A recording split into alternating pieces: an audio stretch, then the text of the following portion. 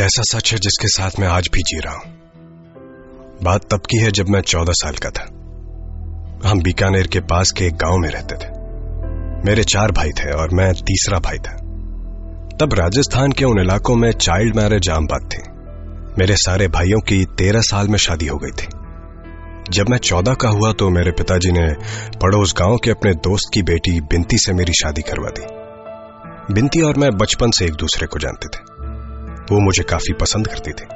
हमारे घर वालों को भी यह बात पता थी और यह तय हुआ कि 4 साल बाद जब बिनती 17 की हो जाएगी तब वो मेरे साथ आकर रहेगी।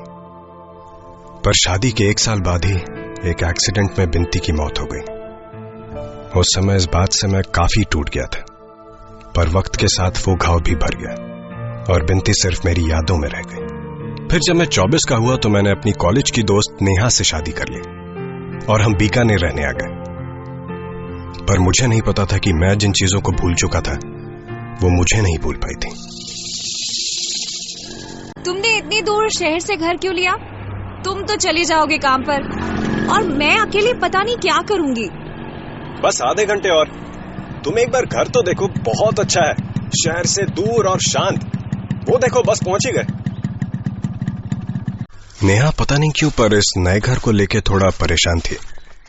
शायद सुनसान था इसलिए, या फिर वो अकेले रहने से डर रही थी, क्योंकि जैसे ही हम घर पहुंचे उसका मुंह उतर गया।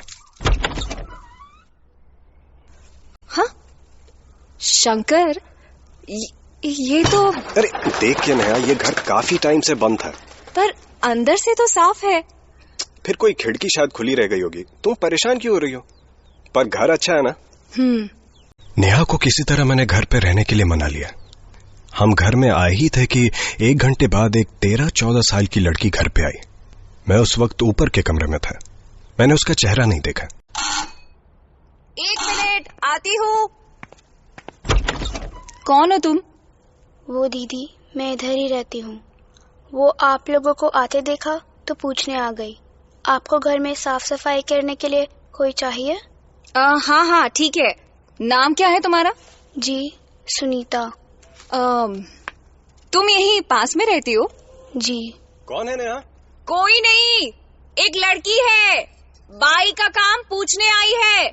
मैं बात कर रही हूँ, रुको। देख, महीने के 1000 रुपए दूंगी, चलेगा? ठीक है। ठीक है। तो चलो फिर अभी से आ जाओ। उस लड़की में कुछ तो अजीब सी बात थी। वो जब देखती थी तो लगता था जैसे वो आपके भीतर झांक रही हो। मैं घर को ठीक करने में लगा हुआ था। नेहा भी अपने काम में लगी थी। हम आसपास किसी को नहीं जानते थे। नेहा, सुनो, मैं जरा बाहर से कुछ सामान लेके आता हूँ। हाँ ठीक है। वैसे भी ये तो है घर में मेरे साथ, तुम हो आओ। मैं बस थोड़ी देर के लिए ही बाहर गया, पर जैसे ही मैं थोड़ा दूर गया था कि अचानक से तेज बारिश शुरू हो गई और मैं वहीं अटक गया। पर जब मैं घर पहुंचा तो मैंने देखा... नेहा, ये क्या कर रही हो? मैंने देखा कि नेहा घर के बीच में पंखे से एक दुपट्टा बांध के सुसाइड करने की कोशिश कर रही है। वो देखते ही मेरी हालत खराब हो गई। मैं सब कुछ फेंक के उसकी तरफ भागा। मैं चिल्ला रहा था, पर जैसे उसे मेरी आवाज सुनाई ही नहीं दे रही हो। मैं नेहा तक पहुंचा ही था कि उसने पैरों से चेयर गिरा दी। मैंने तुरंत उसे पैर से पकड़ लिया। अगर मुझे 1 मिनट भी और देर हो जाती तो पता नहीं क्या हो जाता। मैंने उसे नीचे उतारा। तुम पागल हो गई हो क्या? क्या कर रही हो ये?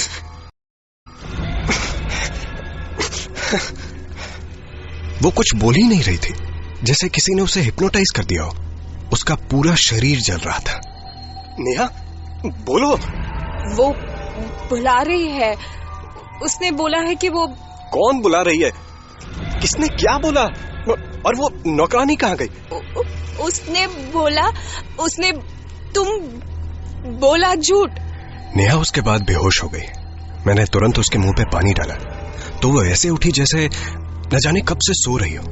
और हैरानी की बात तो ये थी कि उसे कुछ याद भी नहीं था। वो बहुत कमजोर और बीमार लग रही थी। मैंने उसे बताना जरूरी नहीं समझा कि अभी क्या हुआ था। मुझे लगा वो डर जाएगी।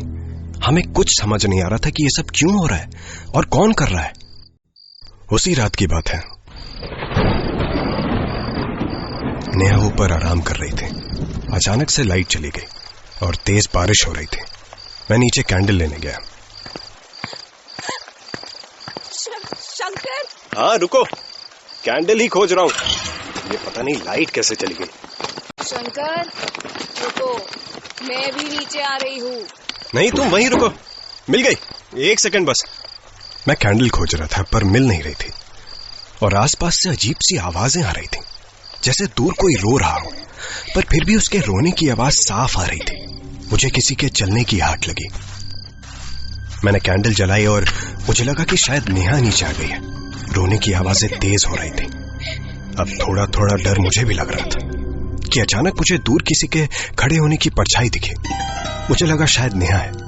कैंडल की रोशनी में इतनी दूर से पहचाना मुश्किल था, तो मैं उसके पास गया, पर पास जाके देखता हूं कि नेहा